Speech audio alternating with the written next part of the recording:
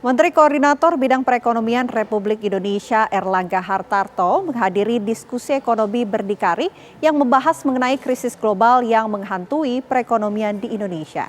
Erlangga mengatakan di tengah pandemi COVID-19, indikator konsumsi dan investasi sebagai lokomotif perekonomian Indonesia masih berada di level optimis.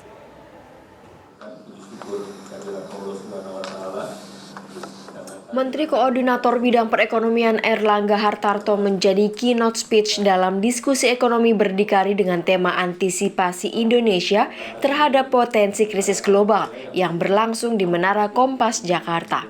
Dalam diskusi ini, Erlangga Hartarto mengatakan, di tengah pandemi COVID-19 berbagai permasalahan di belahan dunia, indikator konsumsi dan investasi sebagai driver utama perekonomian Indonesia masih berada di level optimis. Selain itu, pemerintah melakukan langkah antisipasi resesi dengan melakukan beberapa kebijakan, baik moneter, fiskal, dan terus menjaga agar moneter lebih terukur dan cerdas, fiskal yang kredibel sehingga terhindar dari resesi. Pemerintah juga melakukan reform struktural dalam bentuk Undang-Undang Cipta Kerja, kemudian deregulasi, peningkatan SDM, dan potensi peningkatan sumber energi dan pangan.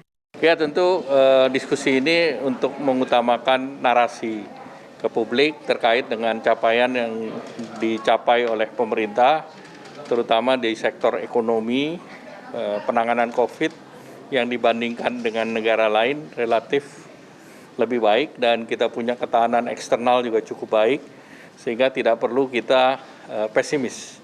Kita perlu optimis, terutama kita perhatikan ke depan ini tidak semakin mudah, tetapi Indonesia sebagai tentunya yang hari ini kita memimpin G20 dan tahun depan memimpin ASEAN, ini harus menjaga momentum kepemimpinan ini dengan juga fundamental ekonomi yang kuat dan politik yang kondusif.